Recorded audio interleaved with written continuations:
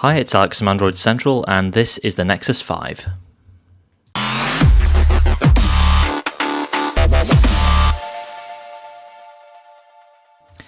The Nexus 5 is Google's new flagship phone made by LG and running the new Android 4.4 KitKat software. We've been very slowly getting to know the Nexus 5 through a bunch of pre-release leaks, but now it's official and we've got it in our hands and this is what it looks like.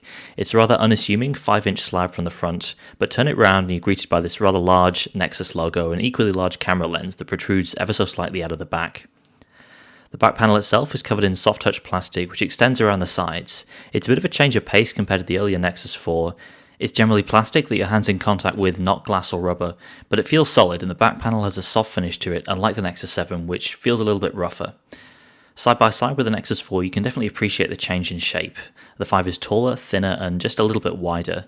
The change in materials means you don't get this shiny reflective pattern, but it should also mean it won't get scratched up or randomly slide its way off flat surfaces like the Nexus 4 does. No real surprises in terms of ports or buttons. You've got power on the right, underneath it is a SIM tray, volume on the left, and of course on-screen buttons, so nothing to see down here before it's turned on. Besides that, you've got micro USB down below, along with a couple of speakers and a headphone jack up top. Past Nexus devices have used high-end CPUs, and this one's no exception. It's running a Snapdragon 800 CPU with 2 gigs of RAM, and we've already seen how capable this chip is in devices like the Galaxy Note 3 and Xperia Z1. So naturally the Nexus 5 is a very fast device. As you'd expect from a Nexus, there's no expandable storage, but you can choose from 16 or 32 gigs of built-in memory. Powering the new Nexus is a fixed 2300 mAh battery, and like the last one, it also has Qi wireless charging support. The rear camera is an 8-megapixel unit with optical image stabilization, and there's also a basic 1.3-megapixel front facer. It's going to take some time to get a good idea of how it performs under various lighting conditions, but first impressions are that it's at least good, and the OIS should help compensate for hand motion. Nexus devices have never been the best cameras, but with Google marketing the Nexus 5 as a device for capturing important moments, hopefully that's now changed. The screen is a 5-inch 1080p IPS panel that's bright and clear and generally looks great, though maybe not quite as vivid as the likes of the HTC One and Galaxy Note 3. In any case, it is a substantial improvement on the dark and washed out display of the Nexus 4. So that's the hardware: big screen, high-end internals, and a plastic casing that feels nice, but is still very much plastic. Perhaps more important is the software, and Android 4.4 KitKat is the biggest change to the OS since the Ice Cream Sandwich release a couple of years ago. Visually, the system UI is a lot more muted, with whites and greys in place of the old hollow blue. That's a good thing. It's a step away from the sci-fi style design that dates back to the Honeycomb release of Android, and in general, KitKat looks a lot more professional.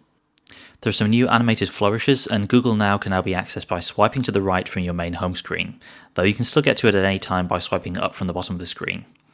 And if that's too much work for you, you can also say OK Google on any of the launcher pages to search for stuff or use voice controls, though that'll only work if you have Google Search set up to use US English. Certain apps can now make the notification bar and on-screen buttons transparent, which allows you to take full advantage of the full screen area a bit more often. For example, in the launcher you can see your wallpaper, and in Google Now you can see a few more cards. In most apps, however, you'll still have an opaque black background. The new immersive mode is also worth mentioning. In apps like Google Play Books, it lets you get a full screen experience and completely get rid of the system UI and just view your content. This works just like a lot of Samsung phones with a swipe down gesture from the top to bring back the UI. The phone app has been retooled as well, with a bunch of new intelligent features based around finding new numbers as well as the ones currently in your phone book, essentially like having a yellow pages on your phone. If you get a call from an unrecognized number, Google will look up and display matching business names, which is a really neat little feature, and it's nice to see basic apps like this aren't being neglected as Android becomes more advanced. Google Hangouts is now your default messaging app, and that means it handles SMS as well as Hangout messages and video calls. So the old Android messaging app has been completely rolled into this. You'll get text appearing alongside Hangout messages, though there is now an officially supported option to change your default SMS app. What's also pretty cool is the ability to share your location over Hangouts with a single button tap. The new Google Photos is technically part of Google Plus and will be coming to other phones through the Play Store, but it's worth a mention because it ties into the photography-centric marketing message that Google's pushing with the Nexus 5. It handles all your photos on Google Plus and lets you create short video highlight clips of your albums with filters and music. If this sounds familiar, it's because it's basically a straight-up clone of the HTC One's video highlight feature. It works pretty well. You can save to local storage as well as Google+, and even if you don't use Google+, it's a pretty neat feature to have. Android 4.4 introduces some new productivity-focused features too. There's a new framework for handling different types of cloud storage, and opening files from these places is a bit easier as a result. The Nexus 5 is preloaded with QuickOffice and Google Drive, and you can see how these two work together here. There's also a printing framework that supports HP and Google Cloud printing, and that serves as an easy way to save things as PDFs as well. Google says it's worked to reduce the memory footprint of Android and introduce new performance tweaks for phones with less RAM. At the same time, it's also talking about improved, faster multitasking because of the way KitKat handles memory. All we can really say is that the Nexus 5 feels incredibly fast, likely due to hardware and software in equal measure. The fast performance combined with the new look stock Android make for a really enjoyable user experience. You've got tweaked fonts, new larger icons, a lighter colour scheme, and some really nice looking stock wallpapers too. And unless the camera turns out to be a complete dud, this is definitely going to be one of the best Android phones on the market for the foreseeable future. So that's going to wrap up our first look at the Nexus 5 and Android 4.4 KitKat.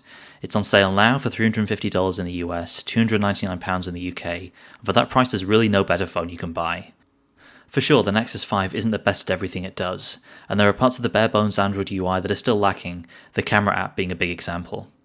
But the overall vanilla Android experience has vastly improved in KitKat, introducing new features where it makes sense without cluttering things up, and refining the stock UI into something brighter and more attractive. So we're going to put the Nexus 5 through its paces in the days ahead, and we'll have a full review for you written up soon. Until then, thanks for watching, and we'll see you next time.